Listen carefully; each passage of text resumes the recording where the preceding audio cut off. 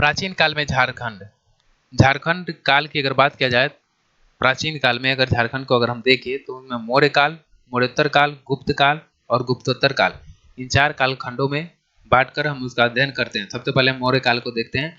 तो मगध से जो दक्षिण भारत की ओर जाने वाला जो रास्ता था, व्यापारिक मार्ग जो था, वो झारखंड से होकर ही गुजरता था। यानी अगर किसी मगध से जो राज्य से अगर दक्षिण भारत की ओर अगर किसी को जाना है तो वो झारखंड के रास्ते होकर ही वो जाता था मार्ग। मौर्यकालीन झारखंड का अपना राजनीतिक, आर्थिक और सामाजिक महत्व था।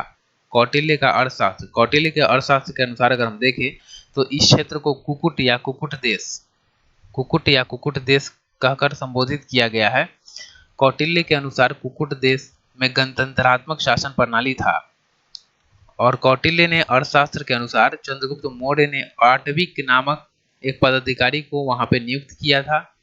आटविक नामक पदाधिकारी को नियुक्त किया था जिसका मुख्य उद्देश्य था जनजातियों का नियंत्रण और मगध साम्राज्य हेतु इनका उपयोग, शत्रुओं से इनका गठबंधन न हो, इन सभी को रोकना था। यानी जो मगध साम्राज्य का जो दुश्मन है उससे इन जनजातियों का गठजोड़ न हो जाए, जिससे इनको दिक्कत हो, उसको नियंत्रित करने के लिए इन्होंने आटविक नामक एक अधिकारी नियुक्त किया था। इंद्र नामक नदियों की चर्चा करते हुए कौटिल्य ने कहा है कि इंद्र नामक नदियों से हीरे की प्राप्ति होती थी और इंद्र नामक संभवतः उस समय ईब और शंख नदियों का इलाका था। चंद्रगुप्त मौर्य के शासन काल में जो सेना का प्रयोग होता था, उस सेना में झारखंड से हाथी मंगाई जाती थी सेना के लिए। अशोक के काल में अगर हम देखें झारखंड की स्थिति, तो अशोक के 13वें शिलालेख में समीपवर्ती राज्यों की सूची मिलती है, जिसमें एक आटविक और आटव या आटवी प्रदेश भी था, झारखंड के इस क्षेत्र में शामिल था। आटविक प्रदेश की अगर बात किया जाए तो बघेलखंड से लेकर उड़ीसा के समुद्र तट का जो इलाका था उसको एक तरह से आटविक क्षेत्र बोला जाता था। अशोक का झारखंड की जनजातियों पर अप्रत्यक्ष नियंत्रण था, प्रत्यक्ष नियंत्रण नहीं था। अशोक के पृथक कलिंग शिलालेख संख्या 2 में वर्णित है कि इस क्षेत्र की अभिजित जनजातियों को मेरे धर्म का आचरण करना चाहिए ताकि वे लोग परलोक प्राप्त कर सके। अशोक ने झारखंड में बौद्ध धर्म के प्रचार हेतु रक्षित नामक अधिकारी को नियुक्त किया था। किसको? रक्षित नामक अधिकारी को नियुक्त किया था।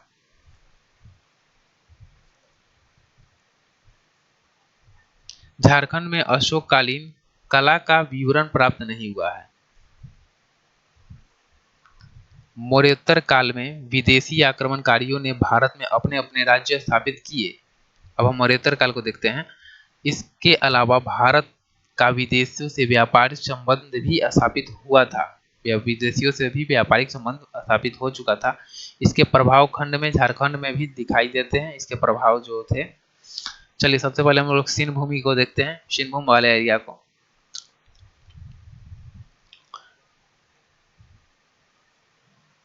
सिंध भूमि में रोमन से साम्राज्य से के सिक्के प्राप्त हुए। सिंध भूमि वाले एरिया में रोमन साम्राज्य के सिक्के प्राप्त हुए हैं, जिसमें झारखंड के वैदेशिक संबंधों की पुष्टि होती है।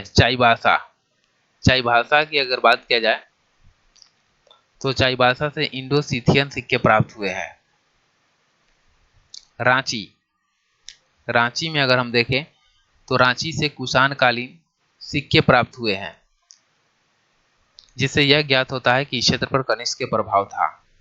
कहां पे? रांची वाले क्षेत्र में। गुप्त काल में अभूतपूर्व सांस्कृतिक विकास हुआ, अतः इस काल को भारतीय संस्कृति का स्वर्ण युग कहा जाता है। हजारीबाग के मधुही पहाड़ी से गुप्तकालीन पत्थर के काटकर निर्मित मंदिर प्राप्त हुए हैं। झारखंड में मुंडा, पाहन, महतो तथा भंडारी तथा गुप्त काल की देन माना जाता है। इन सभी जो प्रथा था, कौन कौन? मुंडा, पाह, महतो और भंडारी प्रथा, ये गुप्त काल की देन माना जाता है। समुद्रगुप्त, गुप्त वंश का सर्वाधिक महत्वपूर्ण शासक जो था समुद्रगुप्त था। इसे भारत का नेपोलियन भी कहा जाता है। इसके विजय का वर्णन प्रयाग प्रशस्ति यानी इलाहाबाद प्रशस्ति में मिलता है। प्रयाग प्रशस्ति के लेख में हरिसेन है, उसके लेखक जो है वो हरिसेन है। इन विजयों में से एक आठवीं विजय भी था। झारखंड प्रदेश इसी आठवीं प्रदेश का हिस्सा था, जिससे स्पष्ट होता कि समुद्रगुप्त के शासनकाल में झारखंड क्षेत्र उसके अधीन था। समुद्रगुप्त ने पुंड्यवर्धन को अपने राज्य में मिलाया, जिसमें झारखंड का विस्तृत क्षेत्र शामिल था। समुद्रगुप्त के शासनकाल में छोटा नागपुर को मुरुंड देश कहा जाता था। चंद्रगुप्त द्वितीय या विक्रमादित्य, चंद्रगुप्त द्वितीय का प्रभाव झारखंड प्रदेश में भी था। विक्रमादित्य या चंद्रगुप्त द्वितीय का प्रभाव झारखंड में भी था। इसके काल में चीनी यात्री फाहियान 405 ईस्वी में भारत आया, जिसने झारखंड क्षेत्र को कुकुट लाड कहकर संबोधित किया था। गुप्तकालिक पुरातात्विक अवशेष मधुही पहाड़ी, जो कि हजारीबाग से मिले हैं, पत्थरों को काटकर बनाए गए मंदिर। कहां से मिला है? तो हजारीबाग से मिला है। मुदही पहाड़ी सतगांव कोडरमा वाले इलाके में मिला है, सतगांव, जहां से मंदिरों के अवशेष प्राप्त हुए हैं। पिठोरिया रांची में मिला है, यहां से पहाड़ियों पर स्थित कुआं है पिठोरिया।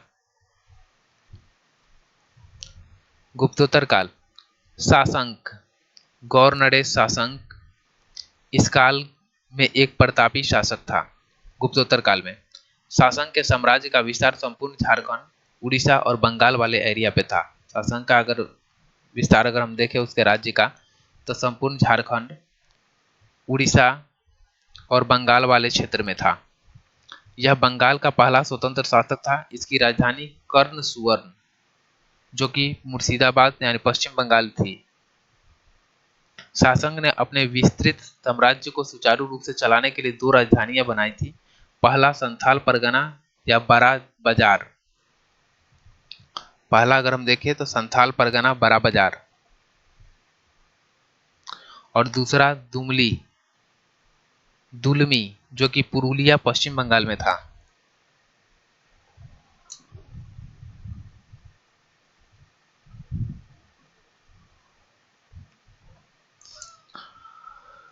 प्राचीन काल के शासकों में यह प्रथम शासक था जिसकी राजधानी झारखंड में थी।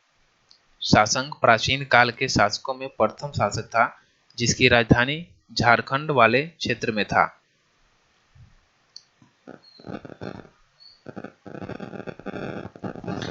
शासक शैव धर्म का अनुयायी था। इसने झारखंड के अनेक शिव मंदिरों का निर्माण करवाया। झारखंड में अनेक शिव मंदिर का निर्माण करवाया। शासक के काल में प्रसिद्ध मंदिर वेणु सागर है, जो कि एक शिव मंदिर है। यह शिव मंदिर सिंहभूम और मयूरभंज की सीमा पर अवस्थित कोचांग में स्थित है। शासक ने बौद्ध धर्म के प्रति असहिष्णु नीति अपनाई, जिसका उल्लेख वेनसांग ने किया। शासक ने झारखंड के सभी बौद्ध केंद्रों को नष्ट कर दिया और इसी तरह झारखंड के बौद्ध जैन धर्म के स्थान पर हिंदू धर्म की महत्ता स्थापित हो गया। हर्षवर्धन की अगर बात किया जाए तो वर्धन वंश का सर्वशक्तिशाली शासक था हर्षवर्धन। इसके साम्राज्य में काजांगल यानी राजमहल का कुछ भाग शामिल था। काजांगल में ही हर्षवर्धन वेनसांग से मिला था और वेनसांग ने अपने यात्रा वृत्तांत में राजमहल की चर्चा किया है। अन्य तथ्य, हर्यक वंश का शासक बिंबिसार झारखंड क्षेत्र में बौद्ध धर्म का प्रचार करना चाहता था। नंद वंश के समय झारखंड मगध साम्राज्य का हिस्सा था। नंद वंश की सेना में झारखंड से हाथी की आपूर्ति होती थी। सेना में जनजातीय लोग भी शामिल किए गए थे। नंद वंश के समय झारखंड में दामोदर नदी के उद्गम स्थल पर मगध की सीमा का विस्तार था। यानी झारखंड में दामोदर नदी के उद्गम स्थल तक मगध का जो विस्तार था वहां तक था। झारखंड के पलामू में चंद्रगुप्त प्रथम द्वारा निर्मित मंदिर के अवशेष मिले हैं। झारखंड के पलामू वाले एरिया में चंद्रगुप्त प्रथम के द्वारा निर्मित मंदिर के अवशेष मिल रहे हैं। कन्नौज के राजा यशोवर्मन ने विजय अभियान के दौरान मगध के राजा जीवगुप्त द्वितीय ने झारखंड में शरण ली।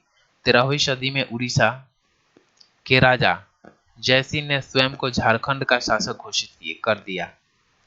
13वीं सदी में उड़ीसा का राजा था जयसिंह। जिसने खुद को झारखंड का शासक घोषित कर दिया था। मध्यकाल में झारखंड। पूर्व मध्यकाल। हर्षवर्धन की मृत्यु के बाद 647, दिल्ली सल्तनत 1206, इन दोनों के बीच की जो अवधि है उसको पूर्व मध्यकाल की कहा जाता है। झारखंड राज्य का संबंध पूर्व मध्यकाल में भी था। महामाया मंदिर जो कि गुमला में स्थित है, महामाया मंदिर जो कि गुमला वाले एरिया में स्थित है, गुमला में। हापामुनी गांव में स्थित महामाया मंदिर इस बात का प्रमाण है कि झारखंड राज्य का संबंध पूर्व मध्यकाल से था। महामाया मंदिर का निर्माण नागवंशी शासक गजघंट-राय ने 908 ईस्वी में किया था। शिवदास कर्ण द्वारा सियानाथ देव के हाथों इसमें विष्णु की प्रतिमा स्थापित कराई गई थी।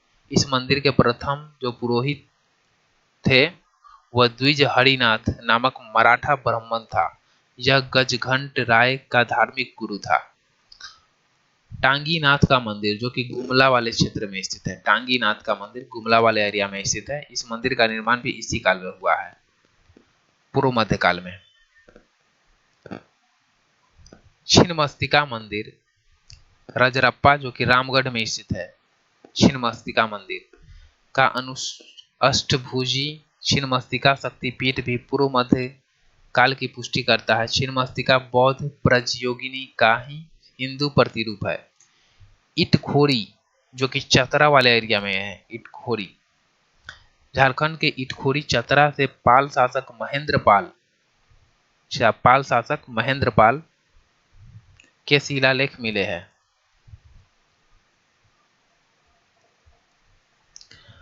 पाल काल में ही इटखोरी में मां भद्रकाली की मूर्ति का निर्माण किया गया है। इटखोरी में ही पाल काल में ही मां भद्रकाली की मूर्ति का निर्माण किया गया है। अब उत्तर मध्यकाल। बख्तियार खिलजी 1206 ईस्वी में बख्तियार खिलजी ने झारखंड से होकर बंगाल की सेन वंश शासक लक्ष्मण सेन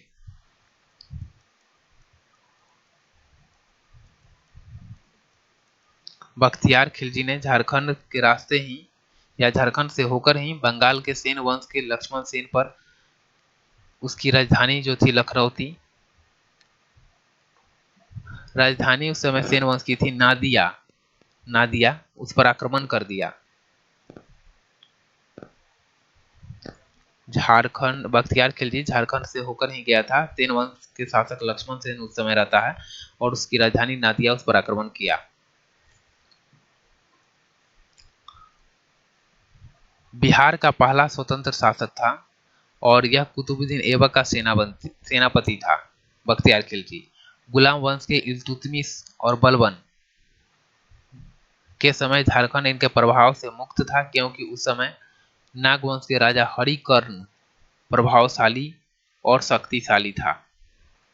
अलाउद्दीन खिलजी 1310 ईस्वी में अपने सेनापति छज्जू मलिक को नागवंश राज्य पर विजय प्राप्त करने हेतु भेजा।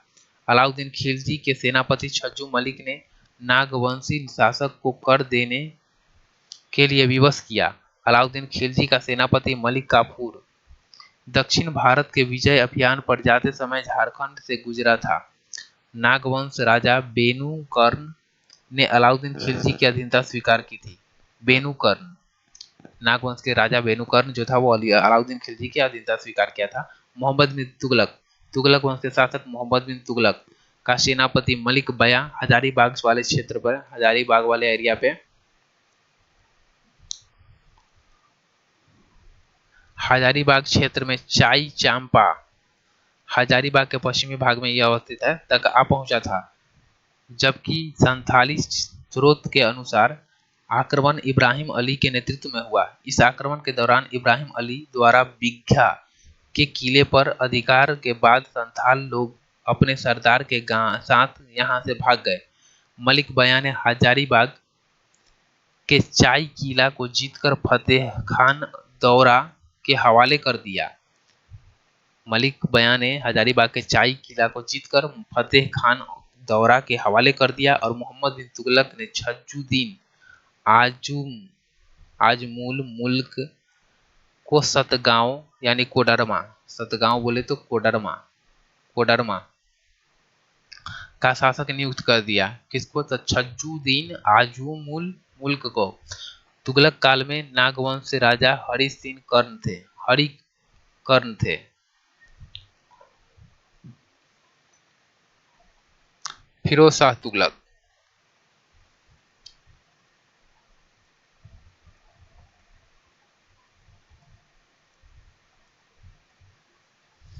फिरोज शाह तुगलक ने बंगाल के शासक शमशीरुद्दीन शाह, बंगाल के शासक रहता शमशीरुद्दीन शाह को पराजित कर देता है।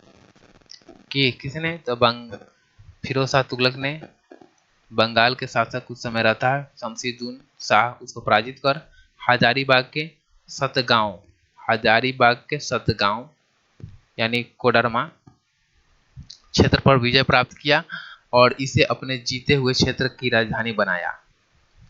लोधी वंश के सुल्तानों के प्रभाव से झारखंड लगभग मुक्त था। इस काल में छोटा नागपुर पर शासन करने वाले नागवंश राजा प्रतापकर्ण, छत्रकर्ण और विराटकर्ण थे। लोधी वंश के समकालिक उड़ीसा के गजपति वंश का सामना झारखंड को करना पड़ा। कपिलेंद्र गजपति, जो कि गजपति वंश का संस्थापक था, उस समय दक्षिण पूर्वी भारत पर एक शक्तिशाली शासक था। उसने संथाल परगना तथा हजारीबाग को छोड़कर नागवंशीय राज्य के बहुत बड़े भूभाग पर अपना प्रभाव स्थापित कर लिया।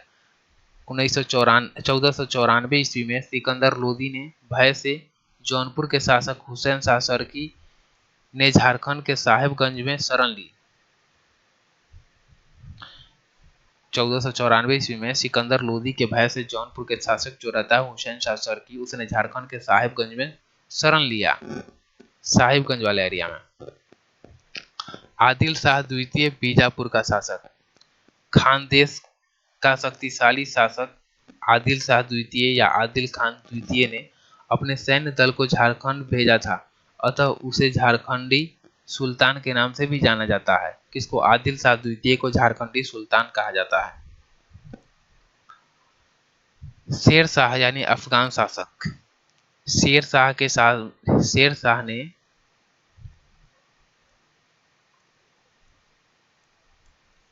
शेर शाह ने मुगलों के विरुद्ध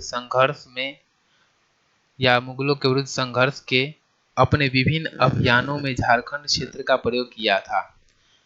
1534 से 37 में अपने बंगाल अभियान के दौरान शेर शाह झारखंड से होकर गुजरा तथा इस अभियान के दौरान शेर शाह के पुत्र जलाल खान ने तेलियागढ़ी जो कि राजमहल क्षेत्र में है, राजमहल वाले क्षेत्र में है, तेलियागढ़ी की नाकाबंदी की थी। शेर शाह बंगाल अभियान के बाद मुगलों को चकमा देकर राजमहल यानी झारखंड के रास्ते रोहतासगढ़ पहुंचा था तथा 1538 ईस्वी में रोहतासगढ़ के किले पर अधिकार कर लिया। शेर शाह के शासनकाल में झारखंड में शाही सिक्के का प्रचलन तेज हुआ। झारखंड में मुस्लिमों के प्रवेश का मार्ग प्रशस्त करने का श्रेय शेर शाह को जाता है। 1538 ईस्वी में शेर शाह के सेनापति ख्वास खान ने दरिया खान के साथ मिलकर चेरो महारथ चेरो को परास्त कर श्याम सुंदर नामक एक सफेद हाथी प्राप्त किया था। 1539 ईस्वी में चौसा के युद्ध में शेर शाह ने मुगल शासक हुमायूं को पराजित कर रोहतास से वीरभूम तक अपने साम्राज्य का विस्तार किया। इसके बाद लगभग 35 वर्षों तक राजमहल क्षेत्र पर शेर शाह एवं उनके वंशजों का अधिकार रहा। हुमायूं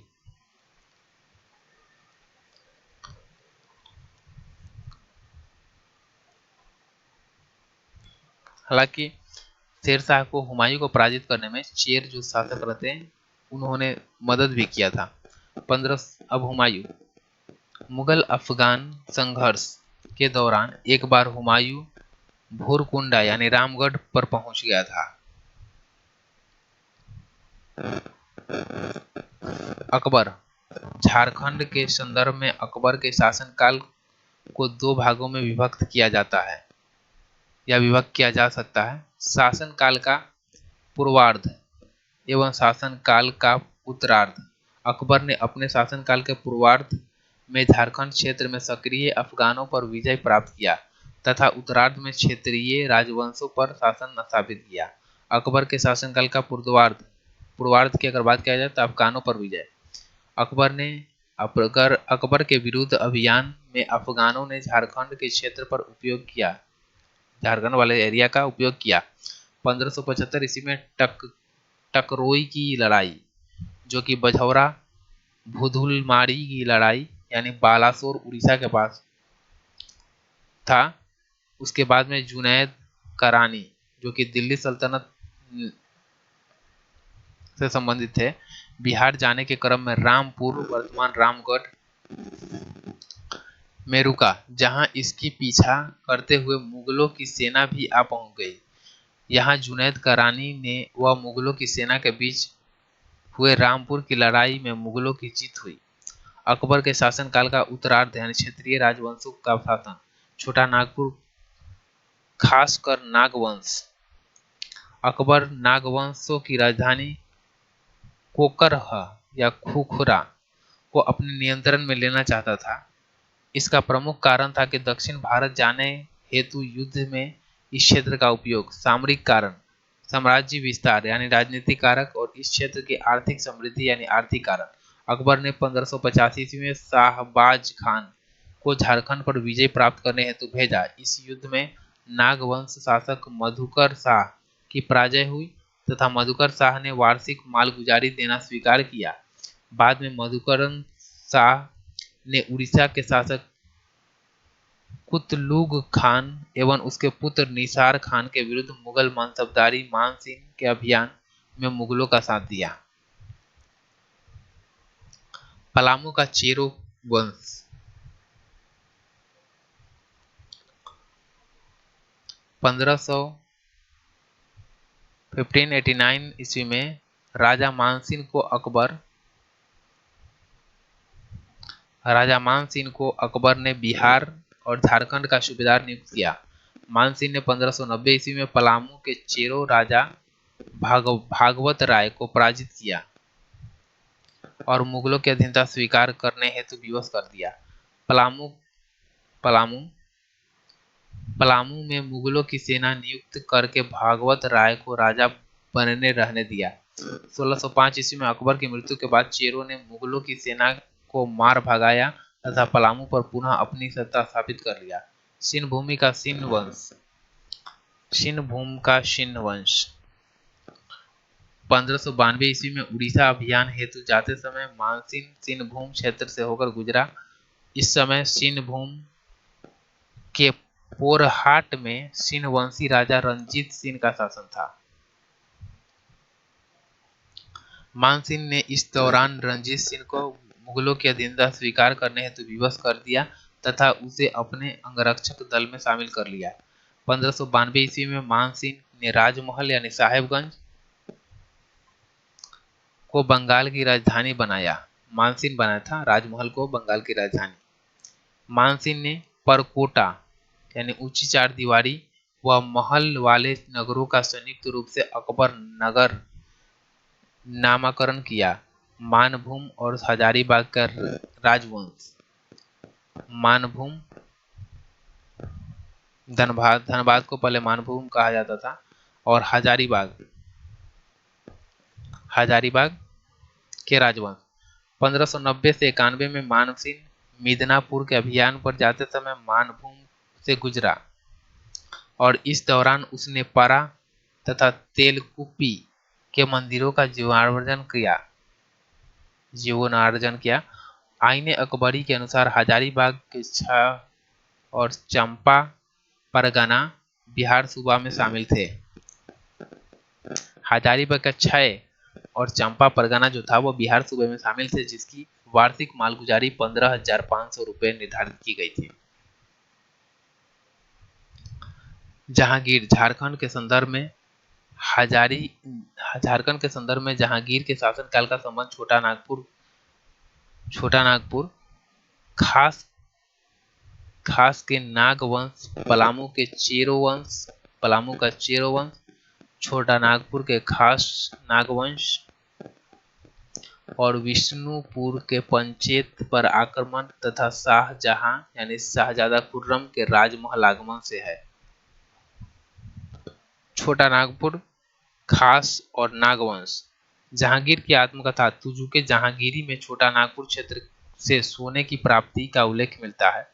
अपनी आत्मकथा कथा तुजुके जहांगीरी में जहांगीर ने स्थानीय लोगों द्वारा शंख नदी से हीरे प्राप्त करने के तरीके का वर्णन किया है। जहांगीर इस क्षेत्र की नदियों में मिलने वाले हीरे के कारण इस क्षेत्र का पर अधिकार करना चाहता था। कौन? जहांगीर।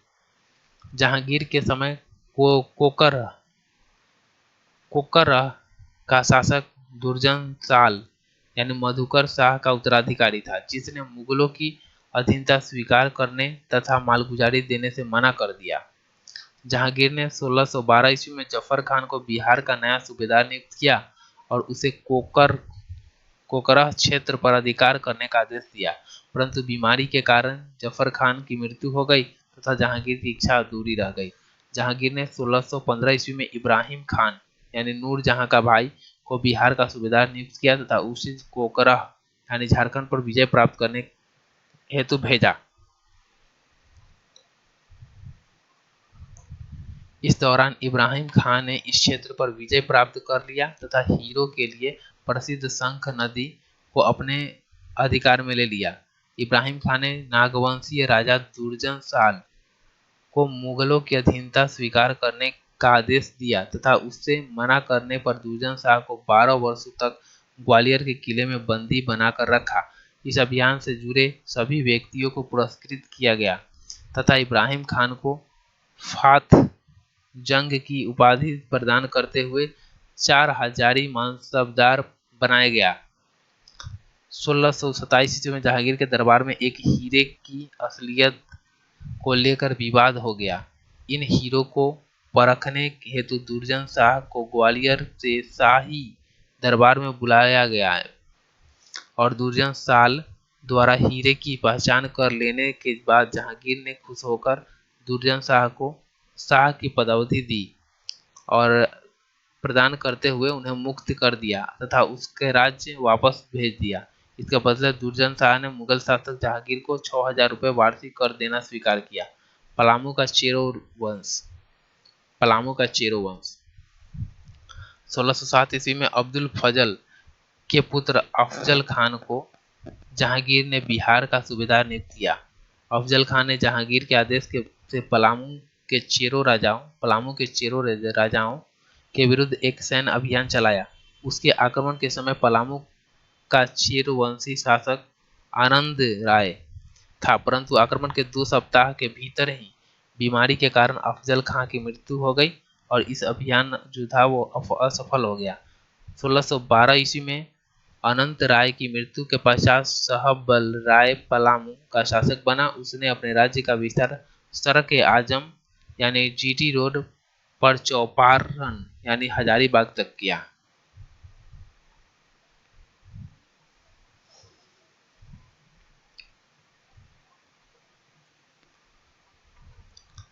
शहबल राय बंगाल की ओर से जाने वाले मुगल काफिले को लूट लिया करता था। इससे जहांगीर नाराज हो गया।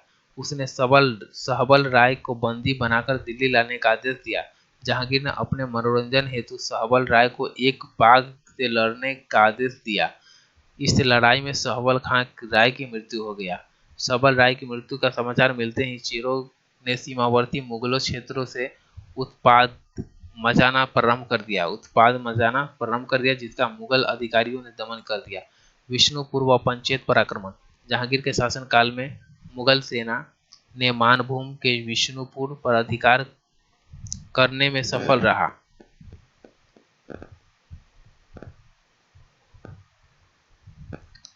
जहांगीर 1607 ईस्वी में अफजल खां को बिहार का सूबेदार नियुक्त किया तथा अफजल खां ने बंगाल के मुगल सूबेदार इस्लाम खान के साथ मिलकर पंचेत के जमींदार जो थे उनके साथ मिलकर पंचेत के जमींदार वीर हमीर को पराजित कर दिया। खुर्रम का राजमहल आगमन। खुर्रम जहांगीर का पुत्र और दक्षिण भारत का मुगल सूबेदार था। खुर्रम ने 1612 ईस्वी में मुगल बादशाह जहांगीर के विरुद्ध विद्रोह कर दिया तथा बदनाम होते हुए क्या विद्रोह कर दिया। खुर्रम ने 1622 ईस्वी में मुगल बादशाह जहांगीर के विरुद्ध विद्रोह कर दिया तथा वर्धमान होते हुए राजमहल आ पहुंचा। कहाँ पहुंच गया है? राजमहल। खुर्रम ने राजमहल क्षेत्र में बंगाल के मुगल सूबेदार इब्राहिम खान को एक लड़ाई में मार दिया तथा राजमहल पर अधिकार कर लिया। बाद में मुगल बादशाह से सुलह होने के पश्चात खुर्रम पुनः दक्षिण भारत लौट आया।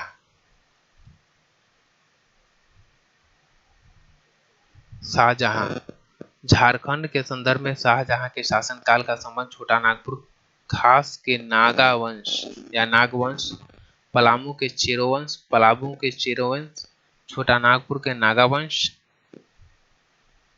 सिंहभूम के सिंह वंश तथा अन्य क्षेत्रीय राजवंश थे। छोटा नागपुर के शाख खास का नागा वंश, छोटा नागपुर खास का नागा वंश या नागवंश। जहांगीर की बंदी से मुक्त होकर दुर्जन शाह 1627 ईस्वी में अपनी राजधानी कोकर आया तथा 1640 ईस्वी तक यहाँ शासन किया। दुर्जन शाह ने सुरक्षा की दृष्टि से अपनी राजधानी कोकरह से दोईसा स्थानांतरित कर दिया। दुर्जन शाह ने, जो लगभग 100 वर्षों तक नागवंशीय की राजधानी रही। दुर्जन साल ने दोईसा में अनेक सुंदर भवनों का निर्माण करवाया जिस पर मुगल स्थापत्य कला का स्पष्ट प्रभाव था। इस भवनों में नवरत्नगढ़ नामक महल सर्वाधिक महत्वपूर्ण भवन था। इस भवन में मुगलों से प्रभावित झरोखा दर्शन की भी व्यवस्था थी। दुर्जन शाह की मृत्यु के उपरांत 1640 ईस्वी में रघुनाथ शाह नागवंशीय शासक रहा। रघुनाथ शाह के शासनकाल में खानजादा यानी मुगल सैन्य अधिकारी ने आक्रमण किया और उसके परिणाम स्वरूप रघुनाथ शाह ने मुगल बादशाह को मालगुजारी देना स्वीकार करके संधि कर लिया।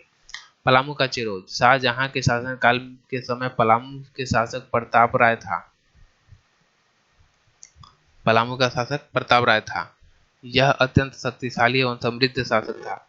1632 ईस्वी में बिहार के मुगल सूबेदार अब्दुल खान ने पलामू क्षेत्र की मालगुजारी को बढ़ाकर 1,36,000 रुपए कर दिया, जिसे देने हेतु प्रताप राय ने लोगों से अधिकाधिक धन वसूलने का प्रयास किया। मुगलों द्वारा मालगुजारी की राशि को निरंतर बढ़ाया जाता रहा, जिसके परिणाम स्वरूप प्रताप राय ने कर देने से बंद कर दिया।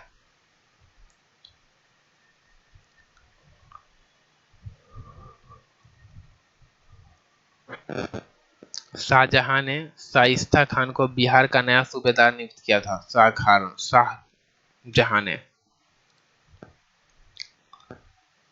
पलामू पर अधिकार करने का आदेश भी दिया था।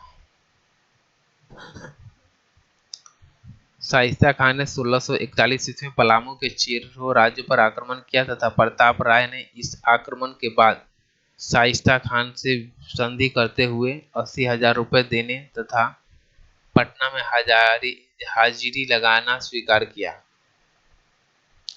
80,000 रुपए प्राप्त करके शाइस्ता खान 1642 ईस्वी में पटना लौट आया। 1642 ईस्वी में प्रताप राय ने मुगल शासक को वार्षिक मालगुजारी नहीं दिया। 1642 ईस्वी में प्रताप राय ने मुगल शासक को वार्षिक मालगुजारी नहीं दिया। 1643 ईस्वी में शाहजहां ने इतिकाद खान को बिहार का सूबेदार नियुक्त किया तथा पलामू के क्षेत्र के विरुद्ध कार्रवाई करने का आदेश दिया। तकी इतिकाद खान की अगर बात किया जाए तो जबरदस्त खान को पलामू पर अधिक आक्रमण करने हेतु भेजा, परंतु गुलामों की सेनाओं को पलामू परंतु मुगलों की सेना को पलामू की ओर आते देख प्रताप राय ने संधि करने हेतु प्रस्ताव भेजा। इस प्रस्ताव में प्रताप राय ने 1 लाख रुपए तथा एक हाथी देने के अतिरिक्त के साथ पटना चलने की स्वीकृति को भी प्रदान किया।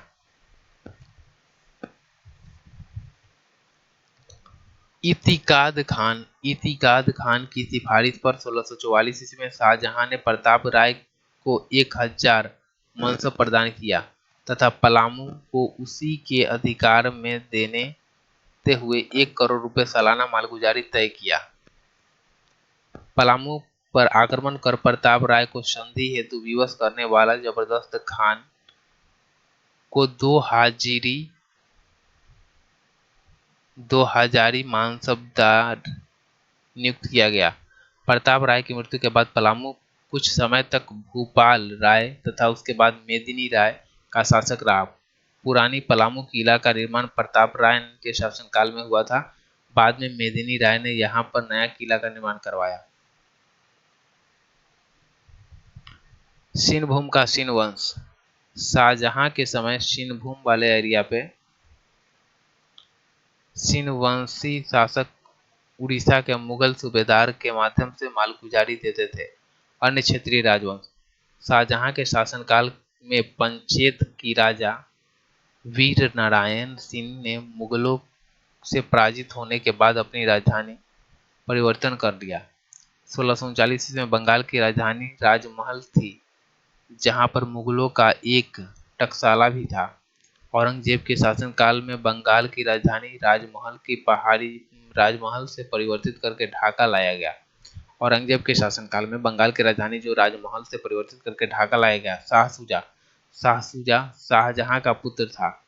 यह बंगाल और उड़ीसा का गवर्नर था। इसने भी राजमहल को अपनी राजधानी बनाया। किसने? शाहसूजा शाहजहां का पुत्र था। यह बंगाल और उड़ीसा का गवर्नर था। इसने भी राजमहल को पहाड़ी या राजमहल को अपनी राजधानी बनाया। औरंगजेब। झारखंड के संदर्भ में औरंगजेब के शासनकाल का संबंध सबसे छोटा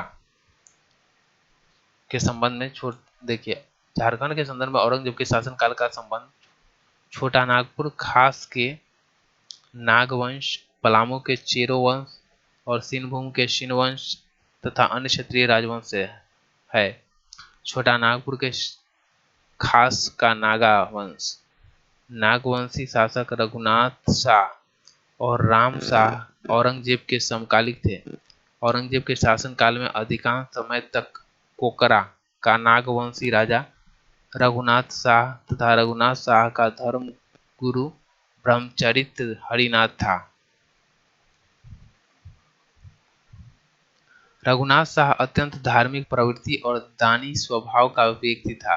रघुनाथ शाह के शासनकाल में लक्ष्मी नारायण तिवारी ने मदन मोहन मंदिर का निर्माण कराया। रघुनाथ शाह के शासनकाल में हरि ब्रह्मचारी ने रांची के चुटिया नाम का स्थान पर राम सीता मंदिर का निर्माण करवाया। फ्रांसीसी यात्री ट्रेविनियर ने के अनुसार रघुनाथ शाह के राज्य पर केवल एक बार ही मुगल आक्रमण हुआ, जिसमें रघुनाथ शाह की अधिक क्षति नहीं हुआ। रघुनाथ शाह का उस समय अधिक क्षति नहीं हुआ। औरंगजेब के शासनकाल में ही पलामू के चेरो वंशी राजा मेदिनी राय और रघुनाथ शाह की राजधानी दोईसा पर आक्रमण कर व्यापक लूटपाट की।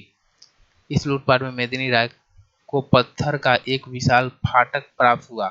मेदिनी राय ने पलामू के पुराने किले के समीप एक पहाड़ पर नया किला का निर्माण करवाया। इसमें दोयसा से प्राप्त पत्थर का विशाल फाटक लगवाया। इस फाटक को नागपुरी दरवाजा के नाम से भी जाना जाता है। रघुनाथ शाह के बाद राम शाह नागवंश का शासक बना, जिसका मुगल बादशाह औरंगजेब के साथ सौहार्दपूर्ण संबंध था। 1692 ईस्वी में राम शाह ने औरंगजेब को 9705 रुपए मालगुजारी के रूप में प्रदान किया। राम शाह ने पलामू, रीवा और सिंहभूम राज्य पर आक्रमण किया। इसने रीवा व सिंहभूम के साथ वैज्ञानिक संबंध स्थापित किया। राम शाह ने अपने पुत्र एनी शाह का विवाह रीवा नरेश की पुत्री से किया तथा अपनी दो बहनों का विवाह सिंहभूम के राजा जगन्नाथ सिंह के साथ किया।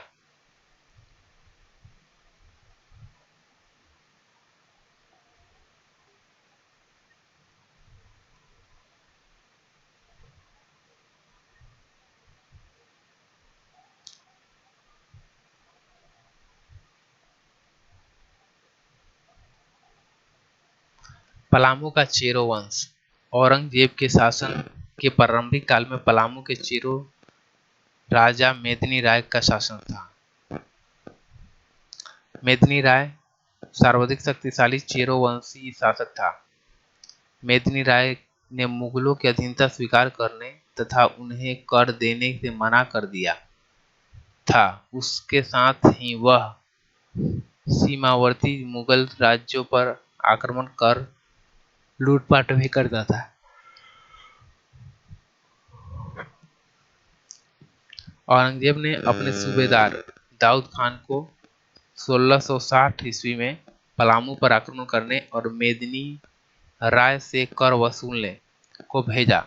23 अप्रैल 1660 ईस्वी में दाऊद खान पटना के से चला और सबसे पहले दाऊद खान ने 5 मई 1660 ईस्वी को कोठी के किले तथा इसके बाद 3 जून 1660 ईस्वी को कुंडा के किले पर अधिकार कर लिया। कुंडा जो कि चतरा में पड़ता था। कुंडा के शासक चुनराय ने पराजित होने के बाद इस्लाम धर्म स्वीकार कर लिया। इससे नाराज होकर मेदिनी राय के कहने पर सुरवर राय ने चुनराय की हत्या कर दी।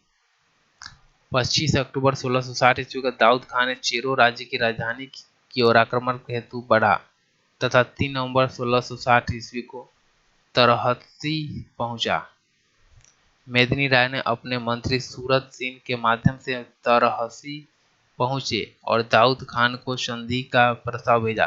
दाऊद खान ने संधि के इस प्रस्ताव की सूची औरंगजेब को भेजी तथा बादशाह का उत्तर आने तक युद्ध विराम की घोषणा कर दी। इसी बीच पलामू के राजा के कुछ लोगों ने मुगलों के एक काफिला को लूट लिया।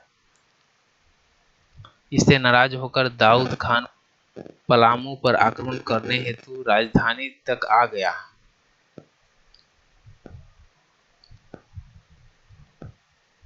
मेदिनी राय युद्ध की तैयारी करने लगा। इसी दौरान औरंगजेब ने मेदिनी राय को इस्लाम धर्म स्वीकार करने और एक निश्चित दर से कर देने हेतु प्रस्ताव भेजा।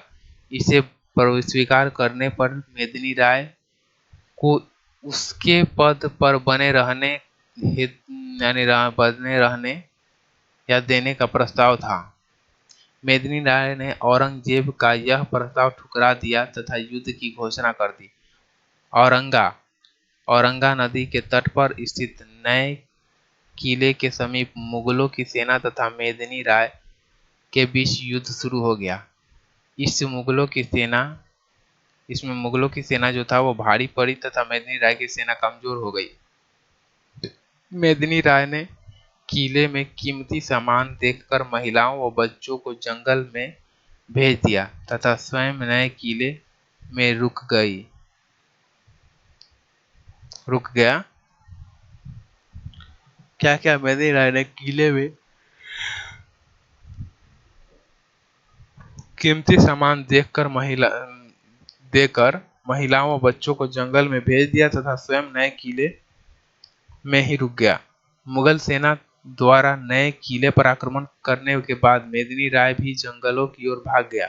बाद में मेदिनी राय ने सरगुजा में शरण ली। इस प्रकार पुराने व नए किले सहित चेरो राज्य पर मुगलों ने अधिकार किया। कुछ समय बाद साहसी चेरो ने पुनः देवगन के किले के पास मुगलों से युद्ध किया, परंतु दाऊद खान के एक सेनापति शेख सफी ने उन्हें पराजित कर इस किले पर भी कब्जा कर लिया। दाऊद खान ने पलामू पर विजय प्राप्त करने के बाद यहाँ प्रशासनिक व्यवस्था स्थापित करके मनकली खान को यहाँ का फौजदार नियुक्त कर दिया तथा स्वयं पटना लौट गया। दाऊद खान ने पलामू विजय स्मृति में पलामू किले में एक मस्जिद का निर्माण करवाया।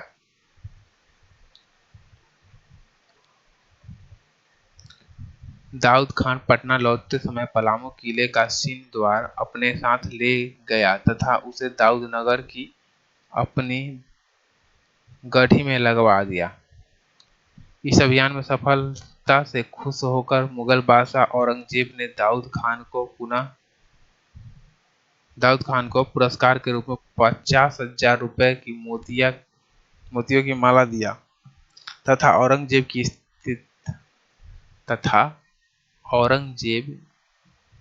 औरंगाबाद स्थित अमछा, मनोस व गोह नामक स्थान पर उसके अधीन कर दिया। 22 अगस्त 1666 को पलामू को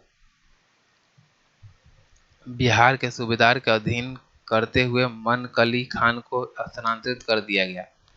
मनकली खान के जाने के बाद मेदिनी राय सरगुजा से पुनः पलामू लौट गया तथा अपने राज्य पर अधिकार कर लिया। मेदिनी राय ने अपनी बुद्धिमता नीति के द्वारा शीघ्र ही पलामू राज्य की आर्थिक स्थिति को सुदृढ़ कर दिया। मेदिनी राय को न्यासी राजा के संज्ञा दी जाती है तथा मेदिनी राय के शासनकाल को चेरो शासक का स्वर्ण युग की संज्ञा दी जाती है। 1674 ईस्वी में मेदिनी राय की मृत्यु हो गई, जिसके बाद में पलामू पर आक्रमक रुद्र राय तथा दिक्पाल राय एवं साहेब राय का शासन रहा। अन्य क्षेत्रीय राजवंश औरंगजेब के शासन में हजारीबाग क्षेत्र में 5 प्रमुख राज्य रामगढ़, कुंडाक्षय, केंदी और खड़गड़िहा थे। इसमें रामगढ़ सर्वाधिक महत्वपूर्ण था। इस समय इसके बाद रामगढ़ का राजा दलेल सिंह था। 1670 ईस्वी में दलेल सिंह ने अपनी राजधानी बादम से हटाकर रामगढ़ में स्थापित किया, क्योंकि बादम मुस्लिम आक्रमणकारियों के मार्ग के बीच में स्थित था। दलेल सिंह ने चास के शासक मगर खान को पराजित कर उसकी हत्या कर दी।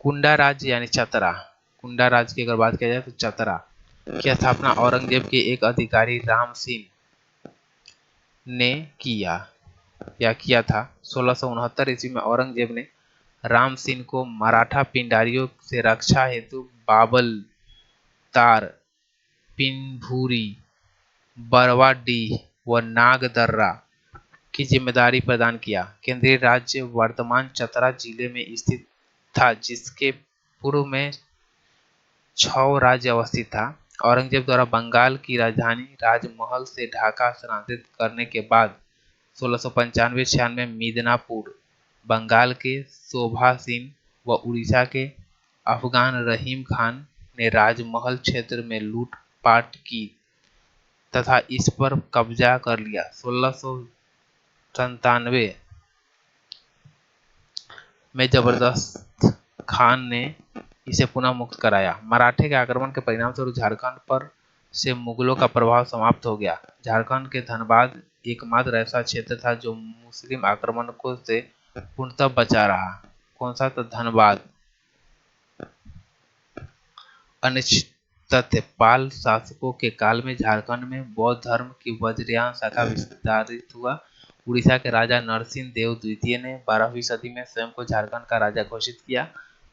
नरसिंह देव द्वितीय गुलाम वंश के समय झारखंड की सीमा में मुस्लिम सेनाओं की छावनियां स्थापित की गई। इल्तुतमिश तथा बलबन के शासनकाल में झारखंड गुलाम वंश के प्रभाव में से मुक्त रहा। इल्तुतमिश तथा बलबन के समय झारखंड में शक्तिशाली नागवंश के राजा हरिशकर्ण का शासन था। कोकरह या नागवंशी शासकों को मुगल कालिक ग्रंथों में जमींदार ए खान अलामा यानी हीरो के खान का मालिक कहकर संबोधित किया गया था। कोकराहवा के नागवंशी शासकों को मुगल ग्रंथों में जमींदार एक खान आलामा से संबोधित किया गया था।